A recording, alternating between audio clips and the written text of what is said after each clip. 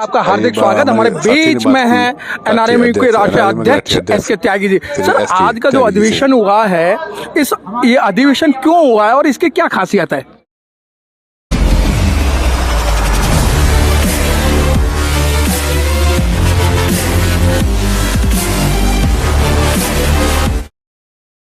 इस news channel पर जो भी वक्ता ने कहा वह है, उसकी अपनी राय है, जिसकी पुष्टि दी डेमोक्रेसी पोस्ट नहीं करता। देखिए, अधिवेशन तो ये वार्षिक अधिवेशन हमारा हर साल होता है, लेकिन इस बार का वार्षिक अधिवेशन इसलिए खास है कि हम लोगों ने अभी 4, 5, 6 दिसंबर को यूनियन की मान्यता को लेकर के चुनाव लड़ा है और हमारी union all India railway federation की सबसे बड़ी यूनियन है और तमाम विघ्न बाधाओं, तमाम झंझावात के बावजूद हम लोग नंबर 1 पर जीत के आए हैं।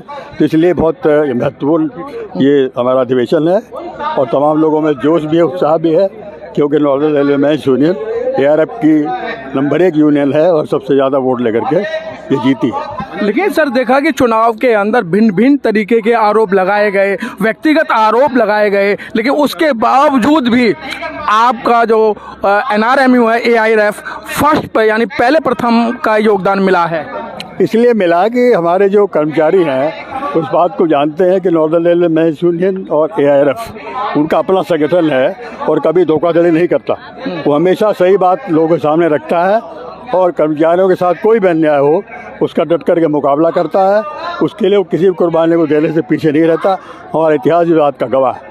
लोगों में इस बात को लेकर यकीन है, इसीलिए लोग झूठ भ्रम में नहीं आए और हम लोग को फिर नंबर 1 लाने का काम किया। सर, जिस तरीके से और ये ट्रेड यूनियन ने OPS पे वोट मांगा था और OPS पे वोट उन्हें मिला भी, लेकिन सर फिर वही UPS की बात कर रहे हैं। देख लो, यही सच्चाई है। हमने पहले भी कहा था कि जो फैसला हमने कराया हमारे महामंत्री जी ने, वो फैसला ऐतिहासिक है और उससे लोगों को बहुत लाभ होने वाला है। लोग बहकाते रहे हम OPS दिलवाएंगे, UPS को नहीं मानते और अब पलटे मार गए। अभी उनके जो महामंत्री हैं उत्तर रेलवे के, उन्होंने कह दिया कि नहीं हम UPS को आने दीजिए, उसमें बहुत सुधार होकर आएगा। हमने टला दिया सरकार को। लेकिन सर, झूठ बोलने के आदि लोग झूठी बात करते रहे हमेशा। लेकिन सर, URK जो एक ट्रेड यूनियन बनकर आई थी, उसको देखते हुए जो मंत्री हैं हमारे रेल मंत्री और जो कानून मंत्री हैं, उन्होंने बड़े पैमाने पे उनका साथ दिया और वोटरों को धमकाया, प्रशासनिक अधिकारियों को धमकाया। उसके बावजूद वो फेडरेशन में भी नहीं आ पाए। इसका कारण ये है कि देखिए, सरकारी दबाव में या किसी मंत्री के कहने पर या किसी और के दबाव में रेल कर्मचारी कभी वोट नहीं देता है। रेल कर्मचारी इस बात से और ज़्यादा दुखी हुआ कि हम लोगों के ऊपर दबाव डाला जा रहा है कि हम किसके पक्ष में मतदान करें। ये गुप्त मतदान था, कर्मचारी अपनी इच्छा से मतदान करते हैं, उन्होंने किया और जो उनको अच्छा लगा उसको मत दिया और उन्होंने इस बात को और निगेटिविटी में लिया कि हमारे ऊपर एक विशेष यूनियन को, विशेष फेडरेशन को मान्यता में लाने का दबाव बनाया जा रहा है।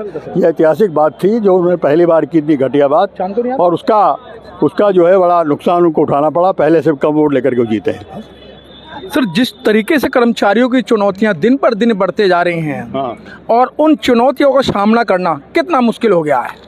देखिए, हम इस बात को नहीं मानते कि चुनौतियों का सामना नहीं कर पाएंगे, क्योंकि आपने देखा कि जो बात सरकार चाहती थी कि मजदूर आंदोलन छिन्न भिन्न हो जाए, उसमें वो कामयाब नहीं हो पाई और NRMU और AIRF जो सबसे लड़ाकू संगठन है रेलवे का, वो फिर नंबर 1 पर जीत करके आया है और जो सरकार के मनसा थी वो पूरी नहीं हो पाई।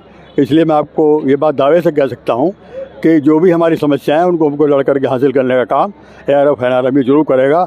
इसमें हम कहीं हार मानने वाले नहीं हैं। सर, जिस तरीके से दिल्ली के अंदर NRMU का बहुत बड़ा जलसे हुए आंदोलन हुए, जंतर मंतर पर NRMU ने आंदोलन किया, लेकिन सर दिल्ली डिवीज़न से हारने का मुख्य कारण क्या रहा? आप हार कैसे बता रहे हैं उसको? अगर आप पिछले चुनाव से तुलना करेंगे तो हमने बहुत सुधार किया है उसमें। हम लोगों ने उसमें बहुत सुधार किया है।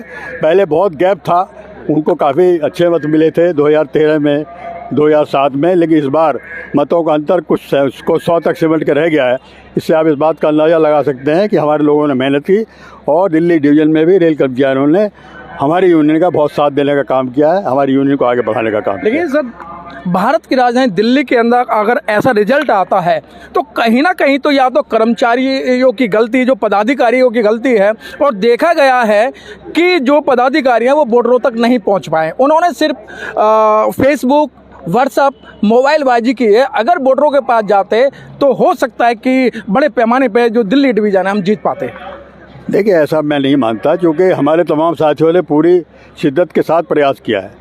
उन्होंने घर बैठने का काम नहीं किया है। हाँ, हो सकता है कहीं पर लोग समझाने में उतने सफल नहीं हो पाए उन लोगों को, तो ये तो एक फैक्टर हो सकता है। लेकिन ऐसा नहीं कह सकते आप कि हमारे साथी घर बैठे रहे या उन्होंने प्रयास नहीं किया।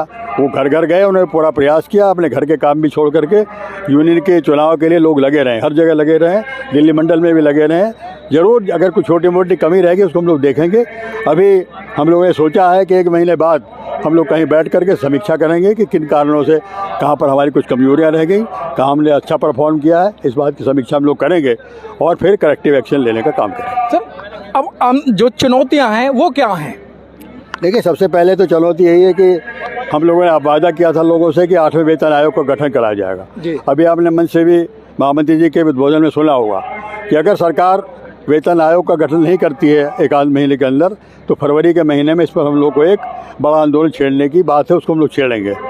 दूसरी जो समस्या है सबसे बड़ी, जिसमें हम लोग कामयाब हो गए एक तरीके से, सरकार चाहती थी कि ये ARF और NRMU कमज़ोर हो जाएं, तो उसकी जो मंशा है रेल के वर्तमान स्वरूप को छिन्न भिन्न करने की, उसमें वो कामयाब हो जाते। उन्होंने बहुत प्रयास किया सरकार ने, लेकिन वो उसमें कामयाब नहीं हुए हैं। इसलिए वो भी एक चुनौती हम लोगों ने एक तरीके से समझिए पार कर ली है। हमसे बगैर बात करे कुछ नहीं कर पाएंगे। और जो हमारी अन्य समस्याएं, चाहे UPS में कुछ सुधार की बात हो, चाहे लोगों के पदोन्नति की बात हो, कैडर स्ट्रक्चरिंग कमेटी का काम आगे बढ़ने वाली बात हो, हमारी बहुत सारी कैटेगरी जो उनके अंदर कई सारी चीज़ें, कमियां, समस्याएं, उनको दूर करने की बात हो, सब पर हम लोग बहुत तेज़ी के साथ काम करने का काम करेंगे। ये मैं आपको आश्वासन देना चाहता हूँ। सर, जो पहले समय था, अगर शिव गोपाल मिश्रा और SK त्यागी जी ने अगर चौराहे पे खड़े होकर जय इनकलाब का नारा लगा दिया तो प्रशासन की चूल्हे हिल जाती थी, मंत्रियों की चूल्हे हिल जाती थी। अब कुछ यहाँ नया होने वाला है, क्या वो दिन वापस आएंगे? जी बिल्कुल आएंगे। आपको मैं बता देना चाहता हूँ, जिस दिन हमने पुराने जनरल मैनेजर को विदाई दी थी, आपने मेरी बात सुनी होगी जी। मैंने कहा था कि जो भी जनरल मैनेजर या रेल मंत्री या प्रशासन में बैठा हुआ आदमी कर्मचारियों की बातों को सुनेगा, उन अन्यायों को दूर करने का काम करेगा, हमारी बातों को गंभीरता से लेगा, उसका तो हम साथ देंगे। और जो ऐसा नहीं करेगा उसका हम ठीक ठाक इलाज करना जानते हैं। और मैं सिर्फ कहना नहीं चाहता था, लेकिन ये बात मैं आपको बता दूं कि हम लोग वर्तमान जनरल मैनेजर को ये अपना संदेश दे करके आए हैं 2 दिन पहले। आप थे SK त्यागी जी, ना डरना किसी से, ना किसी के दबाव में आना। और यहाँ तक कि अगर कर्मचारी, छोटे से छोटा कर्मचारी, 4th क्लास का कर्मचारी अगर त्यागी जी के पास में आता है, उसकी समस्या एट ए टाइम ख़त्म की जाती है, चाहे किसी भी प्रकार के प्रशासनिक अधिकारी है। क्योंकि मैं लगातार 18 साल से कवरेज कर रहा हूँ और मैं यही देखता हूँ जो कर्मचारियों का जो एक योगदान है यूनियन के लिए, या कर्मचारियों का जो एक मानना है कि हमारे जो पदाधिकारी हैं वो हमारी हर समस्या को सोल्व करते हैं, हर समस्या का समाधान करते हैं। वही दिन आप ये देख रहे हैं। मैं कैमरा मैन नोट करूँगा, एक बार इस पंडाल को दिखाएं कि कितने यहाँ जो आज 76वां वार्षिक अधिवेशन हुआ है, उस अधिवेशन के अंदर नीले पट्टे, NRMU का पट्टा और गले के अंदर आइडेंटिटी कार्ड लगाकर यहाँ घूम रहे हैं और ये दिखाना चाह रहे हैं शासन प्रशासन को कि हम किसी से कम नहीं हैं। हमारे जो अधिकार हैं, ना हम किसी से भीख मांगते, हम अपना अधिकार मांगते। और जो अभी चुनाव जीतकर आए हैं उनमें एक नारा था कि काम किया है, काम करेंगे, वही कर्मचारियों को अच्छा लगा। अब देखने वाली बात होगी कि जो बातें मंच से रखी गई हैं, जो मुद्दे मंच से उठाए गए हैं, उन मुद्दों पर सरकार और इनके बीच किस तरह से बातचीत होती है, ये तो आने वाला वक्त ही बताएगा। उम्मीद करते हैं सब कुछ अच्छा हो, रेलवे कर्मचारियों की समस्याओं को जल्द से जल्द दूर सरकार भी करे और संगठन में मिलकर सरकार के साथ इन पर अमल करे।